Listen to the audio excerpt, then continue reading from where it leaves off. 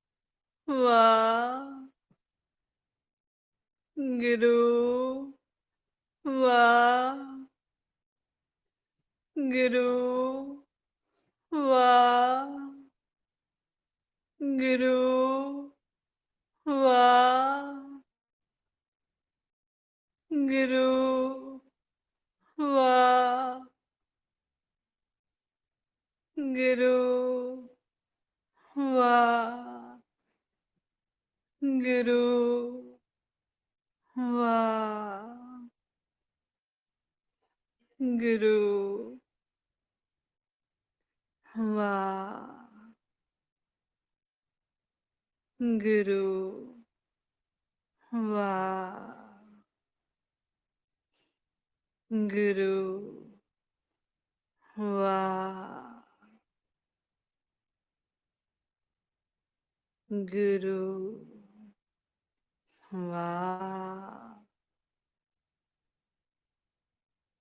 गुरु वाह गुरु ਗੁਰਮੁਖ ਪਿਆਰਿਓ, ਉਸੇ ਤਰ੍ਹਾਂ ਸਰੀਰ ਨੂੰ ਬਿਲਕੁਲ ਢਿੱਲਾ ਛੱਡ ਦੇਣਾ। ਵਾਹੇ ਬੋਲ ਕੇ ਆਪਣੇ ਸਵਾਸ ਨੂੰ ਵੀ ਰੋਕ ਲੈਣਾ ਕੁਝ ਸਕਿੰਟਾਂ ਲਈ। ਸੁਰਤੀ ਧਿਆਨ ਪੂਰਾ ਕੰਨਾਂ ਦੇ ਅੰਦਰ, ਸਵਾਸ ਰੋਕ ਕੇ ਅਨਹਤ ਸ਼ਬਦਾਂ ਨੂੰ ਅੰਦਰੋਂ ਸੁਣਨਾ ਹੈ ਬੜੇ ਧਿਆਨ ਨਾਲ। ਵਾਹ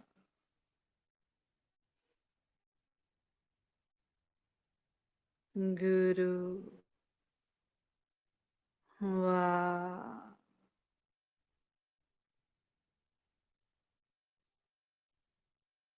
ਗੁਰੂ ਵਾਹ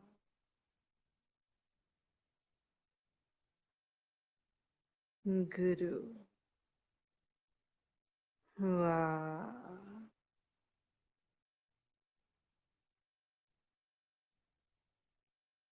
ਗੁਰੂ ਵਾਹ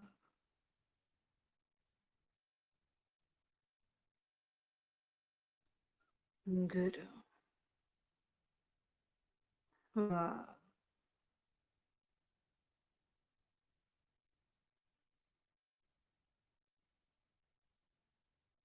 ਹਮ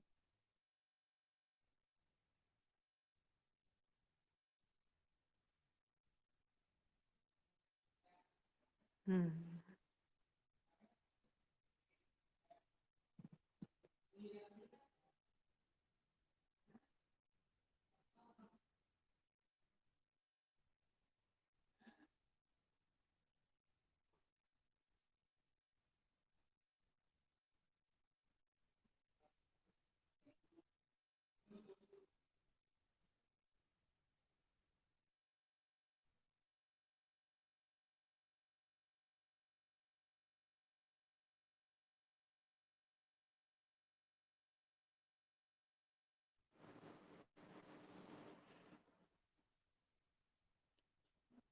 ਵਾਹ ਗੁਰੂ ਵਾਹ ਗੁਰੂ ਵਾਹ ਗੁਰੂ।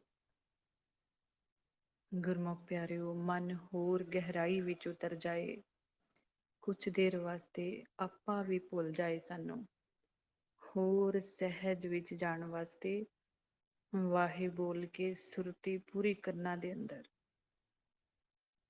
ਤਾਂ ਕਿ ਸਾਨੂੰ ਅਨਹਦ ਸ਼ਬਦ ਹੋਰ ਕਲੀਅਰ ਸੁਣਾਈ ਦੇਣ। ਸਹਿਜ ਨਾਲ ਸਿਮਰਨ ਕਰਦੇ ਜਾਣਾ, ਹੋਰ ਸਰੀਰ ਤੋਂ ਉੱਪਰ ਉੱਠਦੇ ਜਾਣਾ। ਵਾਹੇ ਬੋਲ ਕੇ ਸੁਰਤੀ ਕੰਨਾਂ ਦੇ ਅੰਦਰ। ਵਾਹ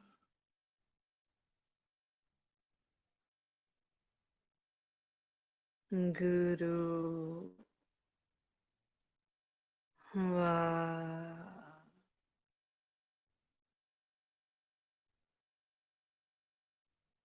ਗੁਰੂ ਵਾਹ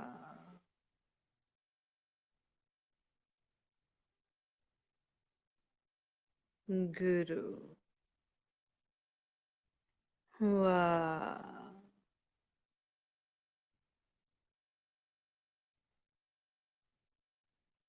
गुरु। वाह।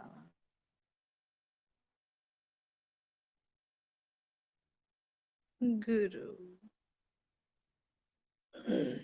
ਨਾਲ ਨਾਲ ਸੁਰਤੀ ਦੁਆਰਾ ਮਾਲਕ ਅੱਗੇ ਬੇਨਤੀ ਜੋਦੜੀ, ਸਾਨੂੰ ਨਾਮ ਦੀ ਦਾਤ ਬਖਸ਼ੋ, ਸਾਨੂੰ ਵੀ ਆਪਣੀ ਆਵਾਜ਼ ਸੁਣਾਓ ਤਾਂ ਕਿ ਅਸੀਂ ਆਪਣਾ ਇਹ ਜੀਵਨ ਸਫਲ ਕਰ ਸਕੀਏ, ਜੰਮਣ ਮਰਨ ਕਟਵਾ ਸਕੀਏ। ਮਨ ਬੈਰਾਗੀ ਹੋਵੇ ਨਾਮ ਨਾਲ ਜੁੜਨ ਲਈ, ਕਿਉਂਕਿ ਬੈਰਾਗ ਤੋਂ ਬਿਨਾ ਮਾਇਆ ਤੋਂ ਉੱਪਰ ਨਹੀਂ ਉੱਠਿਆ ਜਾਣਾ। ਬਿਨ ਬੈਰਾਗ ਨਾ ਛੂਟਸ ਮਾਇਆ। ਮਾਇਆ ਕੀ ਹੈ? ਵਿਚਾਰ ਫੁਰਨੇ। ਇਹ ਸਰੀਰ ਵੀ ਮਾਇਆ ਹੈ, ਇਸ ਤੋਂ ਵੀ ਉੱਪਰ ਉੱਠਣਾ। ਵਾਹ। ਗੁਰੂ।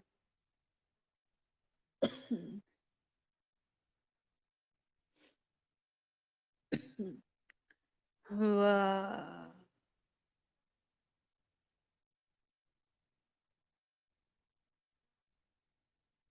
ਗੁਰੂ। ਵਾਹ।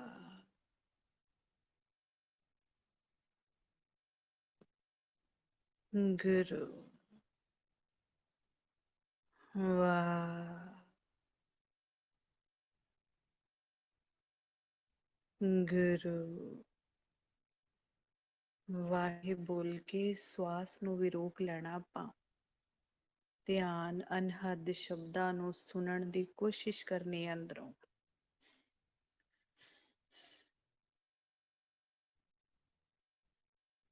ਸਵਾਸ ਕਿਉਂ ਰੋਕਣਾ? ਕਿਉਂਕਿ ਸਾਡਾ ਮਨ ਪੌਣ ਵਿੱਚ ਮਿਲ ਕੇ ਫੁਰਨੇ ਲੈ ਰਿਹਾ ਹੈ। ਆਪਾਂ ਪੌਣ ਤੋਂ ਉੱਪਰ ਉੱਠ ਰਹੇ ਹਾਂ।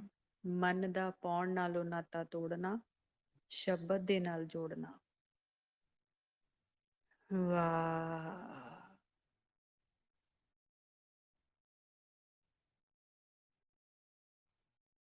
ਗੁਰੂ।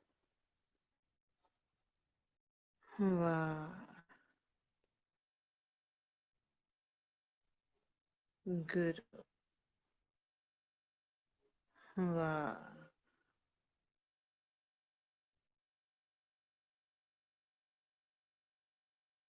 ਗੁਰੂ।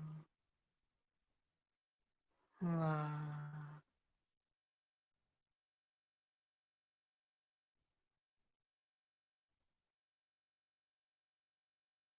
ਹਮ।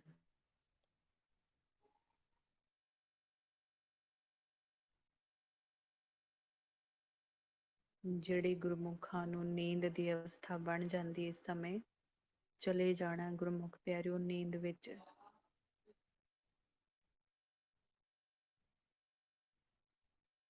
ਔਰ ਜਿਨ੍ਹਾਂ ਦਾ ਮਨ ਹਾਲੇ ਸਹਿਜ ਵਿੱਚ ਨਹੀਂ ਜਾ ਰਿਹਾ, ਸੁਰਤੀ ਨੂੰ ਕੰਨਾਂ 'ਚ ਰੱਖ ਕੇ ਅਨਹਦ ਸ਼ਬਦਾਂ ਨੂੰ ਸੁਣਨਾ ਹੈ। ਪੂਰਾ ਧਿਆਨ, ਕੋਸ਼ਿਸ਼ ਸੁਣਨ ਤੇ ਲਗਾਉਣਾ ਹੈ ਧਿਆਨ ਆਪਣਾ।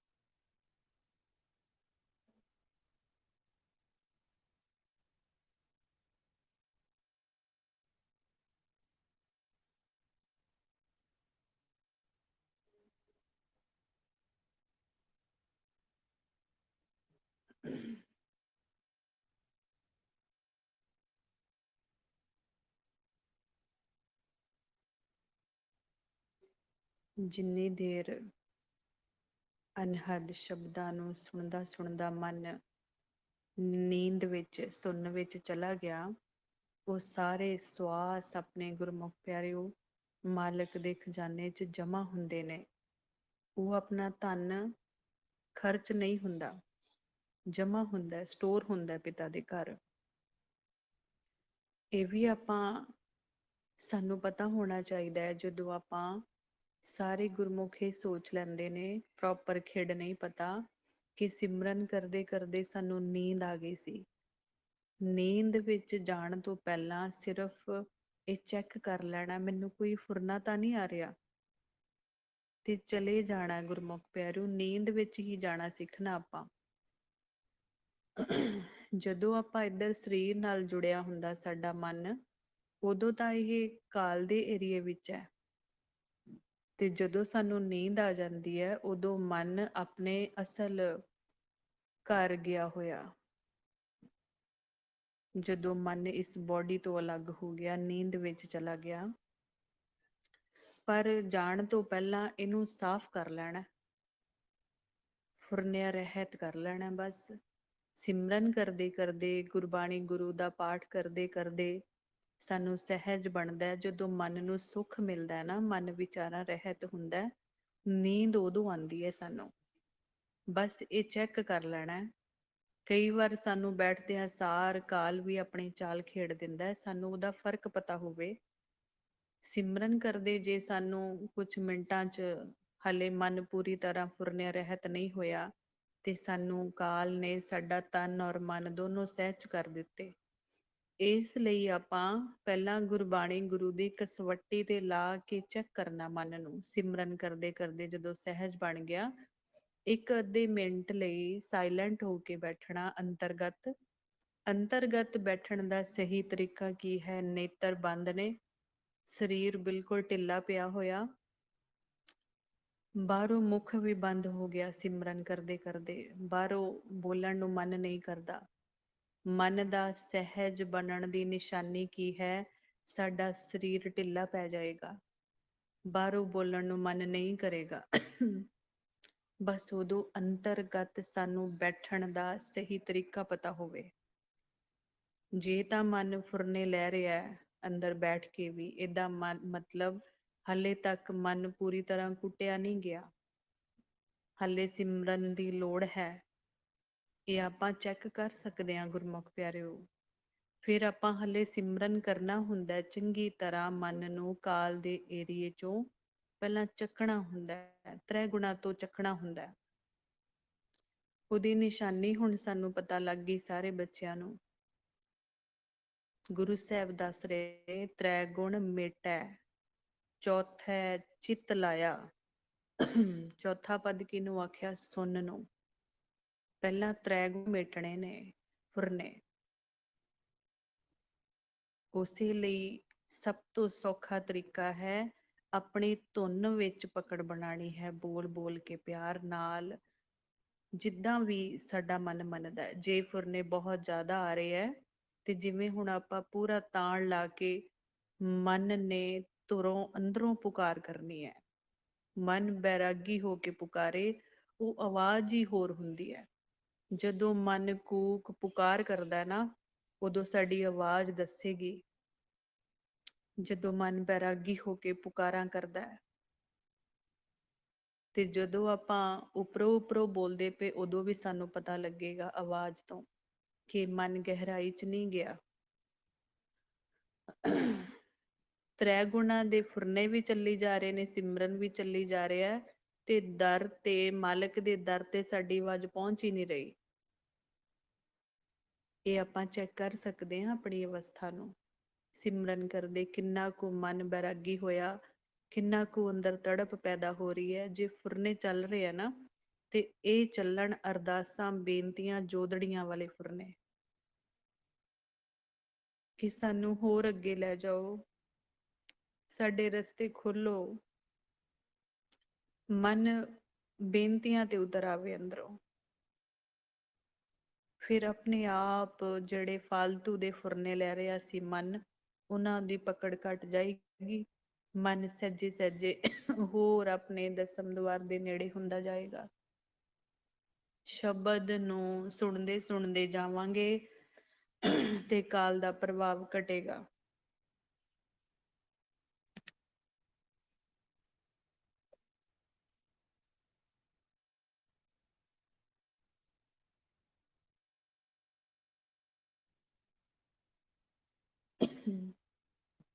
ਇੰਨੀ ਕੁ ਸਮਝ, ਇੰਨੀ ਕੁ ਸੋਝੀ ਅਕਾਲ ਪੁਰਖ ਵਾਹਿਗੁਰੂ ਜੀ ਨੇ ਸਾਨੂੰ ਬਖਸ਼ੀ ਹੋਈ ਹੈ। ਸਭ ਤੋਂ ਜ਼ਿਆਦਾ ਅਕਲ ਮਨੁੱਖਾ ਜਨਮ ਵਿੱਚ ਦਿੱਤੀ ਹੈ ਮਾਨਸ ਦੇਹੀ ਨੂੰ, ਪਰ ਇਸ ਅਕਲ ਦਾ ਇਸਤੇਮਾਲ ਕਰਨਾ ਨਹੀਂ ਆਇਆ ਸਹੀ ਜਗ੍ਹਾ। ਇੱਥੇ ਕਰਨਾ ਸੀ ਇਸਤੇਮਾਲ ਆਪਣੀ ਕਾਇਆ ਦੀ ਖੋਜ ਕਰਨ ਵਾਸਤੇ। ਦ੍ਰਿਸ਼ਟਮਾਨ ਵੀ ਕਰਨਾ ਹੈ, ਉੱਥੇ ਵੀ ਸਾਨੂੰ ਅਕਲ ਦੀ, ਦਿਮਾਗ ਦੀ ਜ਼ਰੂਰਤ ਹੈ।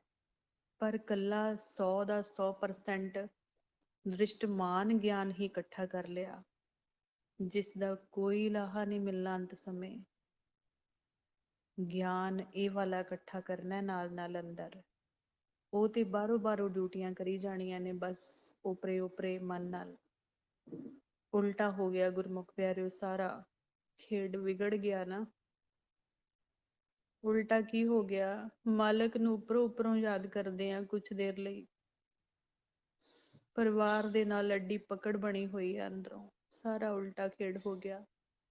ਹੁਣ ਵਾਪਿਸ ਉਹ ਸਿੱਧਾ ਕਰਨਾ ਹੈ, ਕਿਉਂਕਿ ਮਾਲਕ ਦੱਸ ਰਹੇ ਨੇ ਗੁਰਬਾਣੀ ਗੁਰੂ ਦੇ ਜ਼ਰੀਏ, ਉਲਟਾ ਖੇਲ ਖਸਮ ਕਾ, ਉਲਟੀ ਗੰਗ ਸਮੁੰਦ ਸਮਾਵੈ।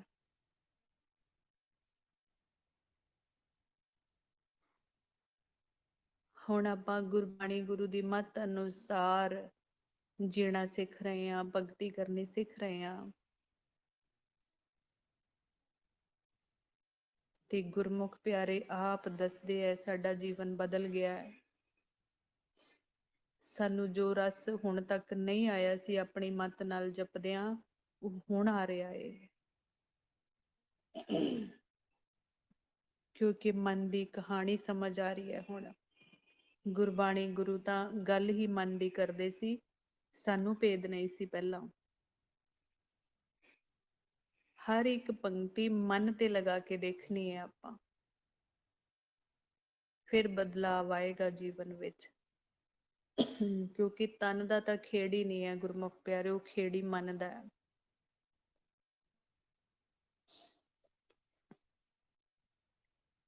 ਇੱਕ ਵਾਰ ਫਿਰ ਇਸੇ ਤਰ੍ਹਾਂ ਉੱਦਮ ਕਰੀਏ, ਸਿਮਰਨ ਕਰਕੇ ਸਹਿਜ ਵਿੱਚ ਜਾਈਏ, ਸਿਮਰਨ ਕਰਕੇ ਸਹਿਜ ਵਿੱਚ ਜਾਈਏ, ਜਿੱਥੋਂ ਸਾਡਾ ਅਸਲ ਸੁੱਖ ਮਨ ਦਾ ਆਨੰਦ ਬਣਨਾ। ਹੁਣ ਆਪਾਂ ਸਾਰਾ ਖੇਡ ਸਿੱਖ ਲਿਆ, ਸਾਰੇ ਗੁਰਮੁਖ। ਹੁਣ ਸਾਨੂੰ ਮਿਹਨਤ ਦੀ ਲੋੜ ਹੈ ਸਾਰਿਆਂ ਨੂੰ। ਹੁਣ ਜਿੰਨਾ ਜਿੰਨਾ ਵੱਧ ਤੋਂ ਵੱਧ ਅਭਿਆਸ ਕਰਕੇ ਸੁਣਨ ਚ ਰਹਾਂਗੇ, ਓਨਾ ਸਾਡੇ ਅਗਲੇ ਰਸਤੇ ਖੁੱਲਣਗੇ। ਘਰ ਨੂੰ ਜਾਣ ਵਾਲਾ ਰਸਤਾ ਜੋ ਹੈ, ਥਿਰ ਘਰ ਨੂੰ। ਕਿਉਂਕਿ ਗੱਲ ਹੀ ਸੁਣਨ ਤੋਂ ਸ਼ੁਰੂ ਹੋਣੀ ਹੈ, ਜਦੋਂ ਸਰੀਰ ਤੋਂ ਅਲੱਗ ਹੋ ਕੇ ਸਾਨੂੰ ਬੈਠਣਾ ਆ ਗਿਆ। ਇਹੀ ਖੇਡ ਰੋਜ਼ ਸਾਨੂੰ ਖੇਡਣਾ ਆ ਜਾਏ। ਜਦੋਂ ਮਨ ਕੀਤਾ ਸ਼ਬਦ ਨੂੰ ਪਕੜਿਆ ਤੇ ਛੱਡ ਗਏ ਕਾਲ ਦੇ ਏਰੀਏ ਨੂੰ। ਜਦੋਂ ਲੋੜ ਹੈ ਤ੍ਰੈ ਗੁਣਾ ਦੇ ਕਾਰਜ ਕਰਨੇ ਨੇ, ਉਹਨੂੰ ਕਰਦਿਆਂ ਕਰਦਿਆਂ ਵੀ ਆਪਾਂ ਸ਼ਬਦ ਦੇ ਨਾਲ ਜੁੜੇ ਰਹਿ ਸਕਦੇ ਹਾਂ। ਇਹ ਮੰਗ ਹੋਵੇ ਸਾਡੀ, ਇਹ ਅੰਦਰੋਂ ਮਿਹਨਤ ਹੈ ਸਾਡੀ ਜੋ ਅਸਲ ਕਰਨੀ ਹੈ, ਸ਼ਬਦ ਦੇ ਨਾਲ ਜੁੜੇ ਰਹਿਣਾ। ਸਿਮਰ ਸਿਮਰ ਹਰ ਕਾਰਨ ਕਰਨਾ, ਤੇ ਸੁੱਤਾ ਹੋਇਆ ਮਨ ਵੀ ਸਿਮਰਨ ਕਰਨ ਨਾਲ ਹੀ ਜਾਗੇਗਾ। ਸਿਮਰ ਸਿਮਰ ਸਿਮਰ ਗੁਰ ਆਪਣਾ, ਸੋਇਆ ਮਨ ਜਗਾਈ। ਬੜੇ ਪਿਆਰ ਨਾਲ, ਸਹਿਜ ਨਾਲ ਕੁਛ ਮਿੰਟਾਂ ਲਈ ਫਿਰ ਆਪਾਂ ਸਿਮਰਨ ਕਰਕੇ ਕੁਛ ਦੇਰ ਲਈ ਨਾਮ ਦੇ ਨਾਲ ਫਿਰ ਆਪਣੇ ਲਿਵ ਜੋੜੀਏ ਅੰਦਰੋਂ। ਇਹ ਸਾਡਾ ਪਿਆਰ ਵਧੇ, ਸਾਡਾ ਮਨ ਤੜਪੇ ਨਾਮ ਤੋਂ ਬਿਨਾਂ। ਬਸ ਉਹਦਾ ਤਰੀਕਾ ਪਤਾ ਲੱਗ ਜਾਏ, ਨਾਮ ਦੇ ਨਾਲ ਮਿੰਟਾਂ ਸਕਿੰਟਾਂ ਚ ਅੰਦਰੋਂ ਕਿਵੇਂ ਜੁੜਨਾ। ਉਹਦਾ ਸਭ ਤੋਂ ਸੌਖਾ ਤਰੀਕਾ ਕੀ ਹੈ ਗੁਰਮੁਖ ਪਿਆਰਿਓ, ਜ਼ਿਆਦਾ ਉਲਝਣਾ ਵਿੱਚ, ਜ਼ਿਆਦਾ ਭਟਕਣਾ ਵਿੱਚ ਨਹੀਂ ਪੈਣਾ। ਹੁਣ ਆਪਣੀਆਂ ਉਲਝਣਾਂ ਹੀ ਤਾਂ ਆਪਾਂ ਖਤਮ ਕਰਨੀਆਂ ਨੇ। ਬਸ ਸੁਰਤੀ ਨੂੰ ਕੰਨਾਂ ਚ ਲੈ ਜਾਣਾ, ਧਿਆਨ ਪੂਰਾ। ਸਰੀਰ ਨੂੰ ਕੁਝ ਸਕਿੰਟਾਂ ਲਈ ਢਿੱਲਾ ਛੱਡ ਦੇਣਾ, ਨੇਤਰ ਬੰਦ ਕਰ ਲੈਣੇ ਨੇ ਬਸ। ਤੇ ਜਦੋਂ ਆਪਾਂ ਇਸ ਤਰ੍ਹਾਂ ਬੈਠ ਕੇ ਪ੍ਰੈਕਟਿਸ ਕੀਤੀ ਹੋਏਗੀ ਨਾ, ਫਿਰ ਜ਼ਰੂਰ ਸਾਡਾ ਅੰਦਰੋਂ ਕੁਛ ਨਾ ਕੁਛ ਕਿਰਪਾ ਨਿਸ਼ਾਨੀ ਪ੍ਰਗਟ ਹੋਏਗੀ। ਫਿਰ ਜੇ ਅੰਤਰਗਤ ਧਿਆਨ ਲੈ ਕੇ ਜਾਵਾਂਗੇ ਤਾਂ ਹੀ ਪ੍ਰਗਟ ਹੋਏਗੀ ਨਾ। ਅੰਤਰਗਤ ਤਾਂ ਚੱਲ ਰਿਹਾ 24 ਘੰਟੇ, ਖਜ਼ਾਨਾ ਪਿਆ ਹੋਇਆ ਹਾਜ਼ਰ ਹੈ ਪਿਤਾ ਦਾ ਖਜ਼ਾਨਾ। ਸਾਡਾ ਮਨ ਹੀ ਤਿਆਰ ਨਹੀਂ ਹੈ ਨਾ ਸੁਣਨ ਨੂੰ। ਕਮੀ ਸਾਡੇ ਵਿੱਚ ਹੈ, ਹੁਣ ਮਿਹਨਤ ਕਰਨੀ ਹੈ ਆਪਣੀ ਆਪਣੀ ਸਿੱਖ ਕੇ। ਬੜੇ ਹੀ ਪਿਆਰ ਨਾਲ ਲੰਬੇ ਗਹਿਰਾਈ ਵਾਲੇ ਸਵਾਸ ਨਾਲ ਸਿਮਰਨ ਕਰਦੇ ਹੋਏ ਅੰਤਰਗਤ ਉਤਰ ਜਾਣਾ। ਉਸੇ ਤਰ੍ਹਾਂ ਸੇਮ ਜੋ ਆਪਾਂ ਹੁਣ ਕੀਤਾ ਹੈ ਪਹਿਲਾਂ, ਸੁਰਤੀ ਨੂੰ ਕੰਨਾਂ 'ਚ ਰੱਖਣਾ। ਵਾਹੇ ਬੋਲ ਕੇ ਜਦੋਂ ਆਪਾਂ ਆਪਣੀ ਪੌਣ ਨੂੰ ਰੋਕ ਰੋਕ ਕੇ ਕੁਛ ਮਿੰਟਾਂ ਲਈ ਅਭਿਆਸ ਕਰ ਲੈਂਦੇ ਆ ਨਾ, ਤੇ ਮਨ ਹੋਰ ਗਹਿਰਾਈ ਵਿੱਚ ਉਤਰ ਜਾਂਦਾ ਹੈ। ਆਪਣੇ ਆਪ ਸਰੀਰ ਹੋਰ ਢਿੱਲਾ ਪੈ ਜਾਂਦਾ ਹੈ ਤੇ ਅੰਦਰੋਂ ਅਨਹਦ ਸ਼ਬਦਾਂ ਨੂੰ ਸਹਿਜ ਨਾਲ ਸੁਣੀ ਜਾਣਾ। ਵਾਹੇ ਬੋਲਿਆ, ਧਿਆਨ ਅਨਹਦ ਸ਼ਬਦਾਂ 'ਚ। ਫਿਰ ਗੁਰੂ, ਫਿਰ ਵਾਹੇ ਬੋਲਿਆ, ਸੁਰਤੀ ਕੰਨਾਂ 'ਚ। ਅਨਹਦ ਸ਼ਬਦਾਂ ਨੂੰ ਸੁਣਿਆ ਕੁਝ ਸਕਿੰਟਾਂ ਲਈ।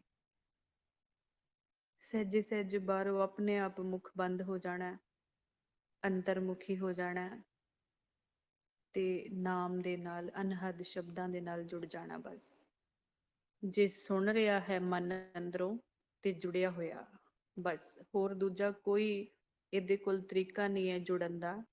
ਸੁਣਨਾ ਹੈ ਬਸ। ਸੁਣਨ ਦੀ ਅਵਸਥਾ ਵਿੱਚ ਮਨ ਆ ਜਾਏ ਸਾਡਾ ਸਾਰਿਆਂ ਦਾ, ਕਿਉਂਕਿ ਸੁਣਨ ਤੋਂ ਹੀ ਮਨ ਦੀ ਭਗਤੀ ਸ਼ੁਰੂ ਹੁੰਦੀ ਹੈ। ਪਹਿਲਾਂ ਆਪਣੀ ਧੁਨ, ਫਿਰ ਪਿਤਾ ਦੀ ਧੁਨ। ਬਸ ਮਨ ਦੇ ਕੋਲ ਸਭ ਤੋਂ ਪਹਿਲੇ ਨੰਬਰ ਤੇ ਕਲਾ ਹੈ ਸੁਣਨ ਦੀ।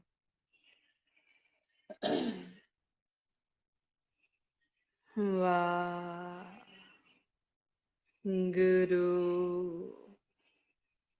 ਵਾਹਿਗੁਰੂ,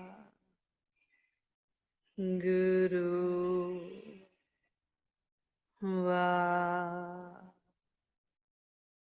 ਵਾਹਿਗੁਰੂ, ਵਾਹਿਗੁਰੂ, ਵਾਹਿਗੁਰੂ, ਵਾਹਿਗੁਰੂ, ਵਾਹਿਗੁਰੂ, ਵਾਹਿਗੁਰੂ, ਵਾਹਿਗੁਰੂ, ਵਾਹਿਗੁਰੂ,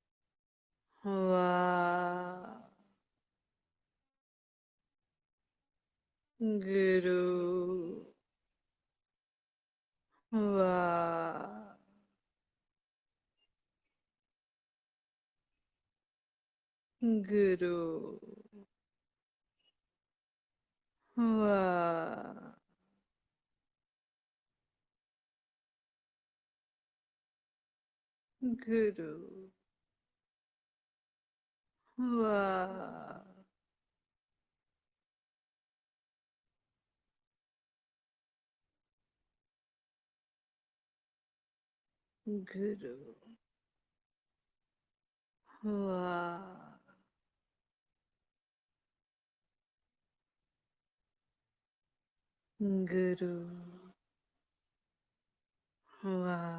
ਵਾਹਿਗੁਰੂ, ਵਾਹਿਗੁਰੂ,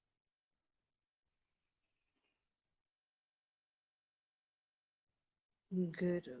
ਵਾਹਿਗੁਰੂ, ਵਾਹਿਗੁਰੂ, ਵਾਹਿਗੁਰੂ,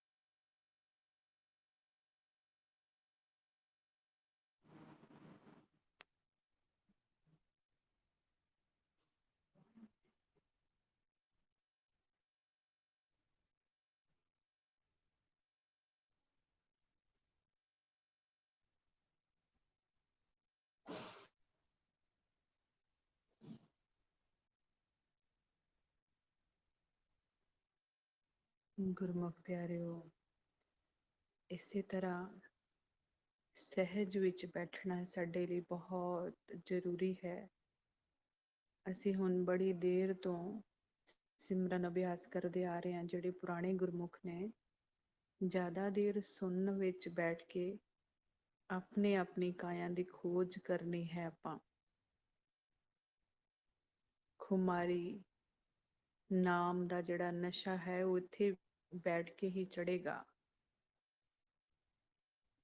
ਆਪਣੀ ਆਪਣੀ ਅਵਸਥਾ ਇੱਥੇ ਬੈਠ ਕੇ ਚੈੱਕ ਹੋ ਸਕਦੀ ਹੈ।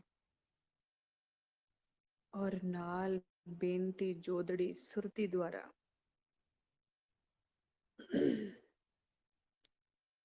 ਜਿਹੜੀ ਸਾਡੀ ਪਰਸਨਲ ਬੇਨਤੀ ਹੈ ਉਹ ਇੱਕੋ ਹੈ ਸਾਰਿਆਂ ਦੀ। ਉਹ ਕਿਹੜੀ ਹੈ? ਮਿਲਾਪ। ਤੇ ਮਿਲਾਪ ਵਾਸਤੇ ਜ਼ਰੀਆ ਕਿਹਨੇ ਬਣਨਾ? ਨਾਮ ਨੇ। ਤੇ ਮੰਗ ਕੀ ਰੱਖਣੀ ਹੈ ਇੱਥੇ? ਅਗਰ ਤੇ ਨਾਮ ਪ੍ਰਗਟ ਹੋ ਗਿਆ ਤੇ ਨਾਮ ਦੇ ਵਿੱਚ ਸਮਾਈ ਮੰਗਣੀ ਹੈ। ਅਨਹਦ ਸ਼ਬਦਾਂ ਨੂੰ ਸੁਣਦੇ ਸੁਣਦੇ ਮਨ ਉਹਦੇ ਵਿੱਚ ਸਮਾ ਜਾਵੇ। ਔਰ ਜਿਨ੍ਹਾਂ ਗੁਰਮੁਖਾਂ ਨੂੰ ਹਾਲੇ ਨਾਮ ਨਹੀਂ ਪ੍ਰਗਟ ਹੋਇਆ, ਉਹਨਾਂ ਨੇ ਨਾਮ ਦੀ ਮੰਗ ਕਰਨੀ ਹੈ। ਇਸ ਤਰ੍ਹਾਂ ਸੁਣਨ ਚ ਜਾ ਜਾ ਕੇ ਕੱਲਾ ਅਰਦਾਸਾਂ ਬੇਨਤੀਆਂ ਨਹੀਂ ਕਰੀ ਜਾਣੀਆਂ। ਥੋੜੀ ਥੋੜੀ ਮਿਹਨਤ ਕਰਾਂਗੇ। ਪਿਤਾ ਨੇ ਤੇ ਹੁਣ ਸਮਝਾ ਦਿੱਤਾ ਕਿ ਸਿਮਰਨ ਕਰਨ ਤੋਂ ਬਿਨਾਂ ਨਹੀਂ ਦਾਤ ਮਿਲਣੀ ਨਾਮ ਦੀ। ਜਿਨ੍ਹਾਂ ਨੂੰ ਮਿਲੀ ਹੋਈ ਹੈ ਉਹਨਾਂ ਦੀ ਪੁਰਬਲੀ ਭਗਤੀ ਵੀ ਹੋ ਸਕਦੀ ਹੈ। ਜੇ ਕਿਸੇ ਗੁਰਮੁਖ ਨਾਲ ਆਪਾਂ ਵਿਚਾਰ ਕਰਦੇ ਹਾਂ ਕਿ ਨਾਮ ਦੀ ਨਿਸ਼ਾਨੀ ਦੱਸੀ ਉਹਨਾਂ ਨੂੰ ਸਿਮਰਨ ਕਰਕੇ, ਇਸ ਤਰ੍ਹਾਂ ਸਾਨੂੰ ਅਨਹਦ ਧੁਨਾਂ ਅੰਦਰੋਂ ਸੁਣਦੀਆਂ ਨੇ। ਤੇ ਉਹ ਕਈ ਵਾਰ ਦੱਸਦੇ ਤਾਂ ਸਾਨੂੰ ਵੀ ਬੜੇ ਸਾਲਾਂ ਤੋਂ ਸੁਣਾਈ ਦਿੰਦੀਆਂ ਨੇ, ਪਰ ਭੇਦ ਨਹੀਂ ਹੈ ਦਿੱਤਾ ਹੋਇਆ ਪਿਤਾ ਨੇ।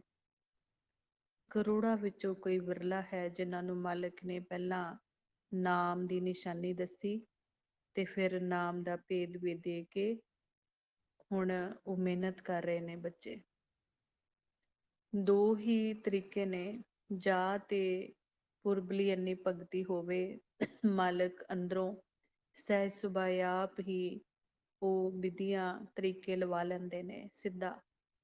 ਜਾਂ ਫਿਰ ਸਭ ਤੋਂ ਜ਼ਿਆਦਾ ਜੋ ਸਾਡੇ ਵਰਗਿਆਂ ਲਈ ਹੈ, ਵਿੱਚ ਵਿਚੋਲਾ, ਵਿੱਚ ਗੁਰੂ ਸਮਝਾਉਣ ਵਾਲਾ ਗੁਰਮੁਖ ਚਾਹੀਦਾ ਹੈ, ਜਿਹੜਾ ਸਾਨੂੰ ਦੱਸ ਦਵੇ ਇਹ ਜੁਗਤੀਆਂ, ਇਹ ਤਰੀਕੇ, ਮਨ ਨੂੰ ਟਿਕਾਣ ਦੀ ਕਲਾ। ਇਹ ਸਾਨੂੰ ਸੰਗਤ ਵਿੱਚੋਂ ਹੀ ਪਤਾ ਲੱਗੇਗੀ। ਤੇ ਸਾਡੇ ਸਾਰਿਆਂ ਲਈ ਹੁਣ ਇਹੀ ਜ਼ਰੂਰੀ ਹੈ, ਸੰਗਤ ਵਿੱਚੋਂ ਸਾਨੂੰ ਇਹ ਸਾਰਾ ਭੇਦ ਆਏਗਾ। ਸਾਨੂੰ ਤਾਂ ਪਹਿਲਾਂ ਮਨ ਦਾ ਖੇਡ ਪਤਾ ਨਹੀਂ ਸੀ। ਹੁਣ ਜਿਵੇਂ ਜਿਵੇਂ ਅਕਾਲ ਪੁਰਖ ਵਾਹਿਗੁਰੂ ਜੀ ਨੇ ਕਿਰਪਾ ਕੀਤੀ ਹੈ, ਮਨ ਦੀ ਇਹ ਕਹਾਣੀ ਸਮਝ ਆਈ ਹੈ। ਫਿਰ ਮਨ ਦੀ ਮੈਲ ਦਾ ਪਤਾ ਲੱਗਿਆ। ਸਾਡੇ ਟੈਨਸ਼ਨ ਦਾ, ਦੁੱਖ ਦਾ ਕਾਰਨ ਕੀ ਹੈ? ਇਹ ਮੈਲ, ਵਿਚਾਰਾਂ ਫੁਰਨੇ, ਮਨ ਮੈਲਾ ਹੋਇਆ ਹੋਇਆ। ਹੁਣ ਉਹਨੂੰ ਧੋਣ ਦਾ ਤਰੀਕਾ ਵੀ ਪਿਤਾ ਨੇ ਦੱਸ ਦਿੱਤਾ ਹੈ ਸਾਨੂੰ। ਬਸ ਹੁਣ ਮਿਹਨਤ ਦੀ ਲੋੜ ਹੈ ਨਾ ਹੁਣ ਤਾਂ। ਹੁਣ ਫਿਰ ਆਪਣੇ ਆਪ ਵੀ ਮਿਹਨਤ ਨਹੀਂ ਹੋ ਸਕੀ ਸਾਡੇ ਕੋਲੋਂ, ਤੇ ਪਿਤਾ ਨੇ ਸੰਗਤ ਬਖਸ਼ ਦਿੱਤੀ। ਹੋਰ ਹੁਣ ਪਿਤਾ ਕੀ ਕਰਨ ਸਾਡੇ ਲਈ? ਇੰਨਾ ਸਭ ਕੁਛ ਸਾਨੂੰ ਸੌਖਾ ਕਰਕੇ ਦੱਸ ਦਿੱਤਾ। 24 ਘੰਟੇ ਦੀ ਸੰਗਤ ਵੀ ਸਾਨੂੰ ਬਖਸ਼ ਦਿੱਤੀ ਹੈ ਪਿਤਾ ਨੇ। ਹੁਣ ਲਾਹਾ ਆਪਾਂ ਲੈਣਾ ਹੈ, ਕਹਿਣਾ ਮੰਨਣਾ ਹੈ ਆਪਣੇ ਪਿਤਾ ਦਾ।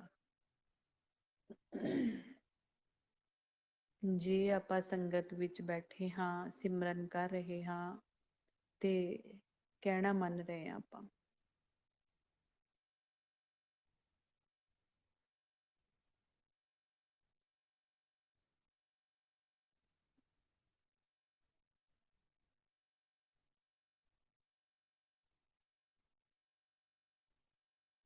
ਬਸ ਇਸੇ ਤਰ੍ਹਾਂ ਗੁਰਮੁਖ ਪਿਆਰਿਓ, ਸਾਨੂੰ ਜਪਣ ਤੋਂ ਅਗਲਾ ਖੇਡ ਸੁਣਨ ਵਿੱਚ ਬੈਠਣ ਦਾ ਤਰੀਕਾ ਸੁਰਤੀ ਕਿੱਥੇ ਇਕਾਗਰ ਕਰਨੀ ਹੈ ਪਤਾ ਲੱਗੇ ਸਾਨੂੰ।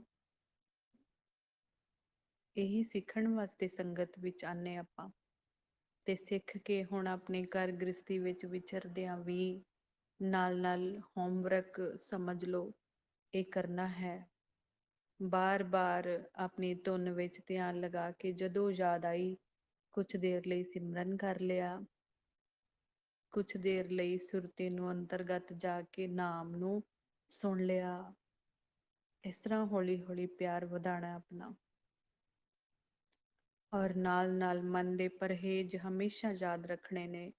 ਘਰ ਗ੍ਰਸਤ ਵਿੱਚ ਵਿਚਰਦਿਆਂ, ਸੰਸਾਰ ਸਮਾਜ ਵਿੱਚ ਵਿਚਰਦਿਆਂ ਜਿਹੜੀਆਂ ਮਨ ਦੀਆਂ ਬੱਜਰ ਕੁਰੈਤਾਂ ਨੇ ਹਮੇਸ਼ਾ ਯਾਦ ਰੱਖਣੀਆਂ ਨੇ, ਤਾਂ ਕਿ ਮਨ ਨੂੰ ਮੈਲਾ ਹੋਣ ਤੋਂ ਬਚਾਇਆ ਜਾਵੇ। ਜੇ ਹੁਣ ਆਪਾਂ ਕੁਛ ਦੇਰ ਮਿਹਨਤ ਕਰਕੇ ਮਨ ਨੂੰ ਧੋਤਾ ਹੈ, ਹੁਣ ਇੱਥੋਂ ਉੱਠਦਿਆਂ ਸਾਰ ਅਗਰ ਆਪਾਂ ਕਿਸੇ ਨਾਲ ਕੌੜਾ ਬੋਲਿਆ, ਕਿਸੇ ਨਾਲ ਦੁਬਿਧਾ ਰੱਖ ਲਈ, ਪਰਾਇਆ ਰੂਪ ਪਰਾਇਆ ਧਨ ਦੇਖ ਕੇ ਫੁਰਨੇ ਲਏ, ਤੇ ਮੈਲ ਫੇਰ ਚੜ ਜਾਣੀ ਹੈ। ਨਿੰਦਾ ਚੁਗਲੀ ਨਾ ਕਿਸੇ ਦੀ ਕਰਨੀ ਔਰ ਨਾ ਹੀ ਸੁਣਨੀ। ਦੁਬਿਧਾ ਈਰਖਾ ਨਫ਼ਰਤ ਮਨ ਵਿੱਚ ਕਿਸੇ ਨਾਲ ਨਹੀਂ ਰੱਖਣੀ। ਹਉਮੈ ਹੰਕਾਰ ਤੋਂ ਬਚਣਾ ਹੈ। ਮਾਲਕ ਦਾ ਸਭ ਕੁਝ ਸਮਝ ਕੇ ਵਰਤਣਾ ਹੈ। ਔਰ ਚੌਥੇ ਨੰਬਰ ਤੇ ਮਨ ਦਾ ਪਰਹੇਜ ਹੈ ਲੋਕ ਲੱਜਾ, ਸ਼ਰਮ। ਨਾਮ ਜਪਣ ਲੱਗਿਆਂ, ਨਾਮ ਦੀ ਗੱਲ ਕਰਨ ਲੱਗਿਆਂ ਸ਼ਰਮ ਮਹਿਸੂਸ ਨਹੀਂ ਕਰਨੀ, ਕਿਉਂਕਿ ਗੁਰੂ ਸਾਹਿਬ ਕਹਿੰਦੇ ਲਾਜ ਨਾ ਤੇ ਉਹਨੂੰ ਮਰ ਜਾਣਾ ਚਾਹੀਦਾ ਜਿਹੜੇ ਨਾਮ ਨਹੀਂ ਜਪਦੇ। ਲਾਜ ਮਰੈ ਜੋ ਨਾਮ ਨਾ ਲੇਵੈ, ਨਾਮ ਵੀ ਹੁਣ ਸੁਖੀ ਕਿਉਂ ਸੋਵੈ। ਹਰ ਸਿਮਰਨ ਛਾੜ ਪਰਮਗਤ ਚਾਹੈ, ਮੂਲ ਬਿਨਾ ਸ਼ਾਖਾ ਕਾ ਤਾਹੈ। ਜੇ ਪੌਦੇ ਦੀ, ਦਰਖਤ ਦੀ ਜੜ ਹੀ ਨਹੀਂ ਹੋਏਗੀ ਤੇ ਸ਼ਾਖਾਵਾਂ, ਪੱਤੇ, ਫੁੱਲ ਕਿਵੇਂ ਲੱਗਣਗੇ। ਤੇ ਆਪਣੀ ਜੜ ਕੀ ਹੈ, ਸਾਡਾ ਮੂਲ ਕੀ ਹੈ, ਸੱਚ। ਸੱਚ ਨਾਲੋਂ ਟੁੱਟ ਕੇ ਅਸੀਂ ਨਹੀਂ ਇੱਥੇ ਖੁਸ਼ ਰਹਿ ਸਕਦੇ।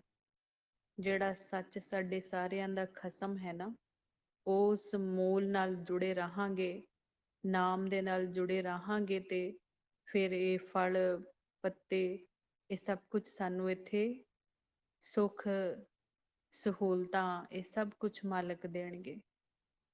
ਇਸੇ ਲਈ ਗੁਰਮੁਖ ਪਿਆਰਿਓ, ਨਾਮ ਦੇ ਨਾਲ ਜੁੜੇ ਰਹਿਣਾ ਤਾਂ ਕਿ ਸਾਡਾ ਲੋਕ ਵੀ ਤੇ ਪਰਲੋਕ ਵੀ ਸੁਹੇਲਾ ਹੋ ਜਾਏ। ਔਰ ਇਸ ਜਨਮ ਵਿੱਚ ਆਪ ਪਿਤਾ ਸਾਨੂੰ ਮਿਲਣ ਆ ਕੇ ਇਹ ਲੋਕ ਸੁਖੀਏ ਪਰਲੋਕ ਸੁਹੇਲੇ, ਨਾਨਕ ਹਰਿ ਪ੍ਰਭ ਆਪੇ ਮੇਲੇ। ਸੋ ਗੁਰਮੁਖ ਪਿਆਰਿਓ, ਇਤਨੀ ਹੀ ਸੇਵਾ ਪ੍ਰਵਾਨ ਕਰ ਲੈਣੀ ਜੀ। ਗੁਰਬਾਣੀ ਗੁਰੂ ਦੀ ਵਿਚਾਰ ਕਰਦਿਆਂ, ਸਿਮਰਨ ਅਭਿਆਸ ਕਰਦਿਆਂ ਹੋਈਆਂ ਬੇਅੰਤ ਭੁੱਲਾਂ, ਚੁੱਕਾਂ, ਗਲਤੀਆਂ, ਮਨ ਦੀਆਂ ਗੈਰ ਹਾਜ਼ਰੀਆਂ ਆਪ ਸੰਗਤ ਅਕਾਲ ਪੁਰਖ ਵਾਹਿਗੁਰੂ ਜੀ ਬਖਸ਼ਣ ਯੋਗ ਹਨ। ਬਖਸ਼ ਦੇਣਾ ਜੀ। ਦੇਹੋ ਸੱਜਣ ਅਸੀਂ ਸੜੀਆਂ, ਜਿਉ ਹੋਵੈ ਸਾਹਿਬ ਸਿਉ ਮੇਲ। ਨਾਨਕ ਨਾਮ ਚੜ੍ਹਦੀ ਕਲਾ, ਤੇਰੇ ਭਾਣੇ ਸਰਬੱਤ ਦਾ ਭਲਾ। ਵਾਹਿਗੁਰੂ ਜੀ ਕਾ ਖਾਲਸਾ, ਵਾਹਿਗੁਰੂ ਜੀ ਕੀ ਫਤਿਹ।